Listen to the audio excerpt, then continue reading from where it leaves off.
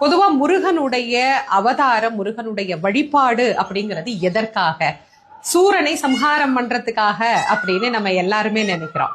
அத இன்னொரு படி மேல போய் திருமுருகாற்றுப்படையில நக்கீரர் மிக அழகாக நமக்கு சொல்றார்.